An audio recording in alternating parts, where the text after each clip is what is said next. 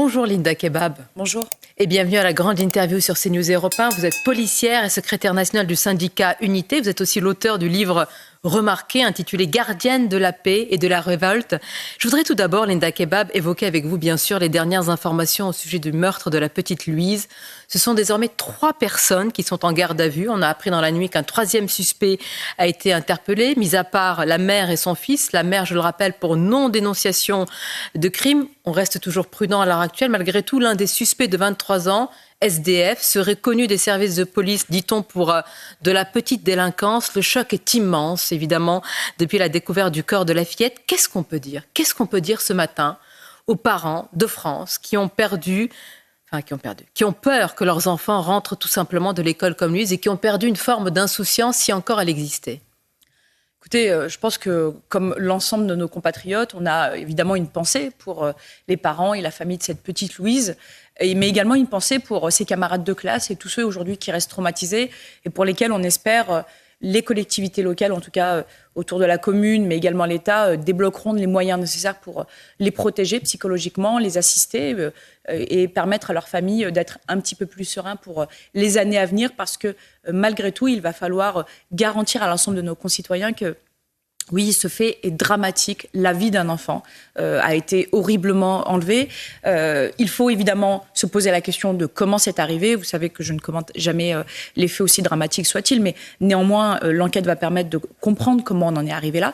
Le profil, faire un lien avec le profil de l'auteur, si c'est celui qui est actuellement en place en garde à vue ou un autre. Et en tout cas, aussi, et je pense que c'est important, et c'est peut-être ce qui nous manque dans notre pays, comment on aurait pu l'éviter.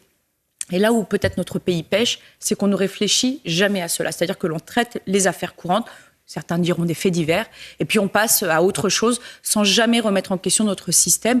Et peut-être c'est là que le bas blesse, et c'est peut-être là où les parents de ces millions d'enfants qui peuplent notre pays attendent des réponses de la part de l'État. Comment faire en sorte que demain un parent n'aura pas l'inquiétude de savoir que son enfant sera tué horriblement? C'est très important ce que vous dites, apporter des réponses, sinon il y a un risque, je veux dire, on y pense tous et il faut lutter contre ça, c'est de se faire justice soi-même, c'est de s'armer soi-même évidemment pour se protéger et protéger ses proches. Est-ce que la policière que vous êtes en première ligne, Linda Kebab, y pense? Est-ce que c'est un risque? Est-ce que ça peut arriver en France? Et bien sûr que ça peut arriver à tout instant. Vous savez, moi, je pense à mes collègues, ceux qui ont évidemment fait cette découverte dramatique et macabre. On ne sort jamais indemne de cette découverte, et j'en sais quelque chose. On n'oublie jamais ce type d'intervention. Je pense à ceux qui, sur la voie publique, ont découvert. Je pense à ces services d'investigation et à ces policiers enquêteurs qui, aujourd'hui, ont placé en garde à vue 3 personnes et qui... Je ne vais pas rentrer dans le détail de l'enquête parce qu'il n'est pas question de donner des éléments, mais tout le monde sait, à travers notamment la téléphonie et la vidéosurveillance, vont tenter de détricoter les événements étape par étape jusqu'à confondre les auteurs. Et j'ai une pensée pour ces policiers parce que quand on a, et la multitude de policiers, et j'en fais partie, est déjà intervenu sur un homicide, sur une personne dont la vie a été horriblement et injustement retirée, non seulement on n'en sort pas, mais on a l'intime envie et l'intime conviction que l'on peut faire mieux. Et je vous dis sincèrement, Madame Mabrouk, qu'en tant que policier, on aimerait parfois ne pas avoir à intervenir là et se dire « Oh, comme j'aurais aimé que l'État fasse en sorte que le policier ne soit jamais un acteur de cet événement, alors qu'à chaque fois, à chaque fait divers, qu'il s'agisse par exemple de faits de multiréitération, de faits criminels sur des enfants, de pédocriminalité suivie de meurtres sur des enfants, trop souvent, on apprend que les auteurs étaient déjà connus pour des faits similaires, pour des homicides déjà commis, pour des viols déjà commis, des crimes qui sont prévus par des peines d'emprisonnement extrêmement longues, 10, 20 ans, parfois à la perpétuité. Et pourtant, on découvre trop souvent que ces auteurs sont dehors. Et là, vous parlez de ce continuum, de cette terrible série, parce qu'on a connu, il y a évidemment le drame de Thomas, il y a ensuite celui d'Elias, et malheureusement, c'est une série qui est trop longue à énumérer. Les politiques affirment à chaque fois, Linda Kebab, qu'ils ne laisseront rien passer. Aujourd'hui, le garde des Sceaux va recevoir les parents d'Elias. Mais que peut-il leur dire? Qu'est-ce qu'un politique, un responsable politique aujourd'hui, face au drame abyssal de parents qui ont perdu un enfant tué, lardé de coups de couteau, peut promettre? Il ne peut absolument rien promettre, on va se dire les choses, parce que, 1, ils n'en ont pas les moyens, et 2, ils ne mettent pas en œuvre ces moyens. Ils sont bloqués, alors déjà, souvent, quand j'entends, je vous avoue que c'est assez effrayant parce que beaucoup de nos concitoyens pensent la même chose, mais quand on entend des politiques, qu'ils seront lourdement sanctionnés, nous ne les laisserons pas s'en sortir. En fait, déjà, il y a l'indépendance de la justice, donc le politique là-dessus n'a absolument pas son mot à dire. La seule chose sur laquelle le politique peut agir, c'est la prévention.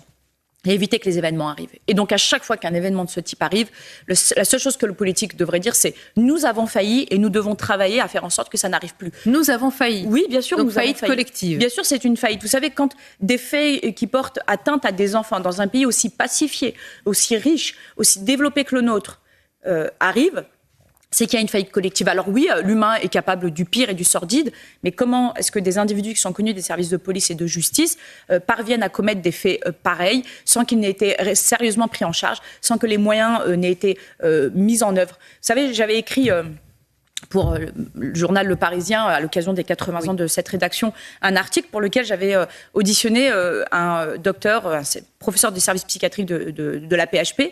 Et pourquoi j'avais tenu à écrire cet article? Parce que je disais qu'à chaque fois qu'il y a un événement au bout duquel on découvre que le profil de l'auteur fait place à des troubles psychiatriques, eh bien, on est tous émus de découvrir la mort, mais personne ne s'interroge au comment cet individu a pu se retrouver dans la rue et commettre ce fait.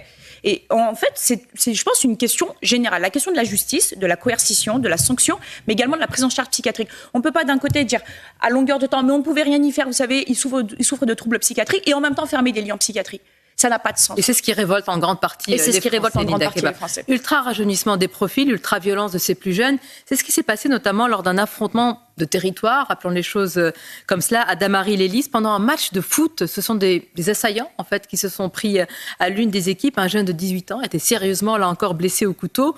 Il y a un ensauvagement de la société, a déclaré le garde des Sceaux. Le droit ne protège plus les Français, dit le ministre de l'Intérieur. Quand même, les mots sont forts, prononcés par des ministres eux-mêmes aux responsabilités. Je le disais, vous les policiers, vous êtes en première ligne. Qu'est-ce qui a changé en quelques années?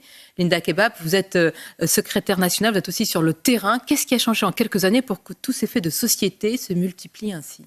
Alors la première chose, je tiens juste, je ne commente pas habituellement les paroles politiques, mais là quand on dit que le droit ne protège plus les Français, enfin le droit, il n'est pas tombé du ciel, il a été rédigé par le législateur. Et quand les politiques font eux-mêmes partie du législateur, je rappelle que le législateur c'est l'Assemblée nationale et le Sénat, donc le Parlement. Et quand ce droit-là a été mal rédigé, il faut aussi être en capacité de reconnaître qu'il y a eu des erreurs. Qu'il y a eu des erreurs de rédaction, de compréhension, de prise en compte des besoins de nos concitoyens. Et donc oui, si le droit ne protège pas, dans ces cas-là, il faut le changer. Ça, c'est la première chose. On ne peut pas se contenter de faire un diagnostic sans proposer de stratégie derrière. Ça n'a pas de sens. La deuxième chose, je vous en ai parlé depuis de nombreuses années, Madame Mabrouk, sur votre plateau. Parfois, j'ai été ciblée notamment par l'extrême gauche qui estimait que j'avais un discours trop réac. Et pourtant, notre pays connaît depuis 1972, un développement assez néfaste de la violence, des atteintes aux personnes et également des tentatives d'homicide et des homicides.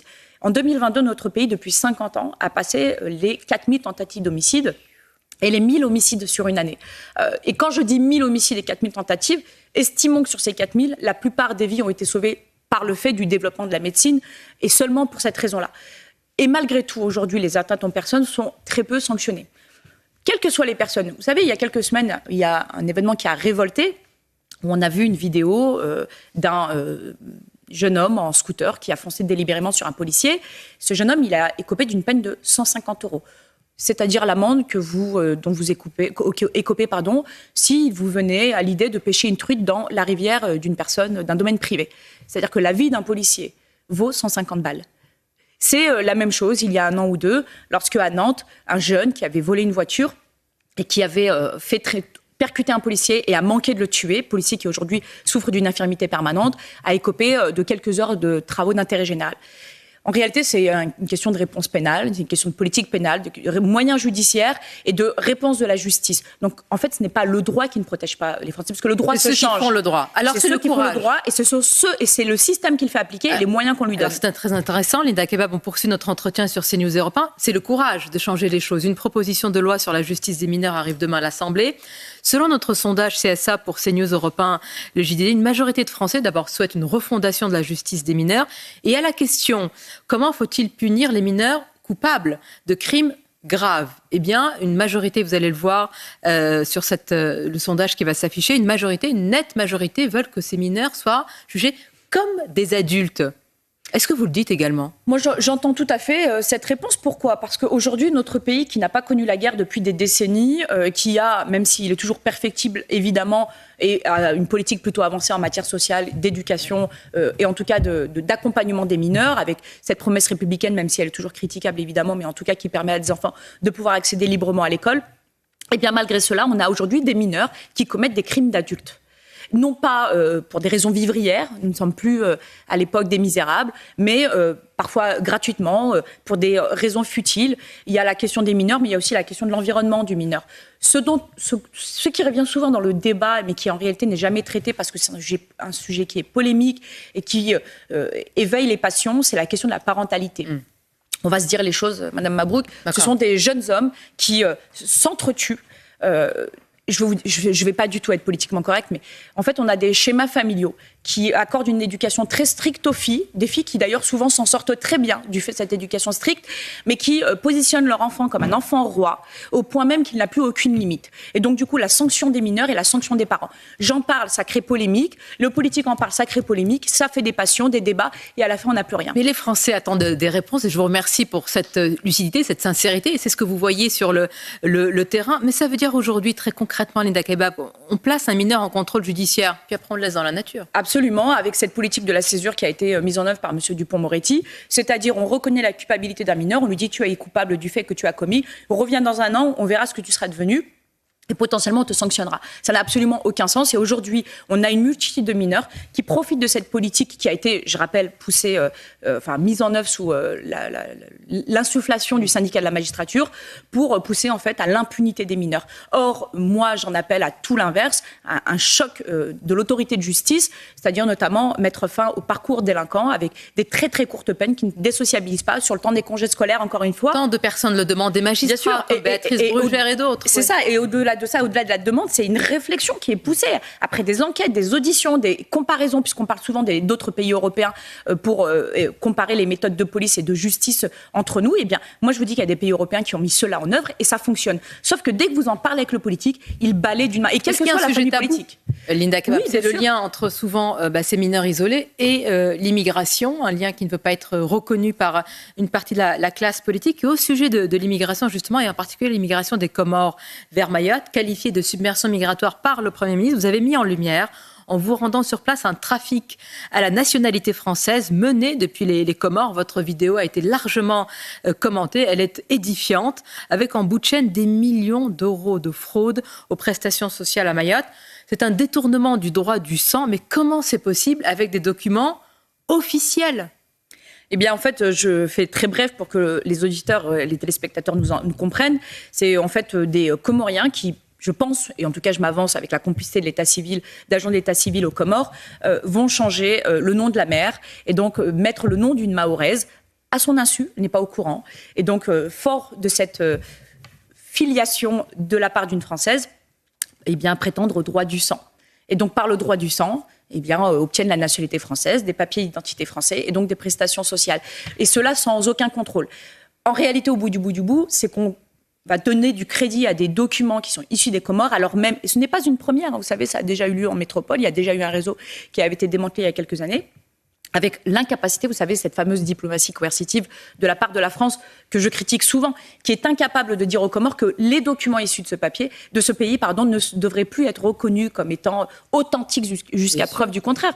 Parce qu'aujourd'hui, on a un vrai trafic à la nationalité française qui vient pourrir, j'ai pas d'autre terme, cet archipel de Mayotte, mais également au-delà de ça, puisque cette affaire a été découverte par des policiers à La Réunion avec des Comoriens devenus français et qui se sont installés à La Réunion. Je rappelle que La Réunion, qui est cette île paradisiaque que tout le monde envie, qui est en train de sombrer aujourd'hui avec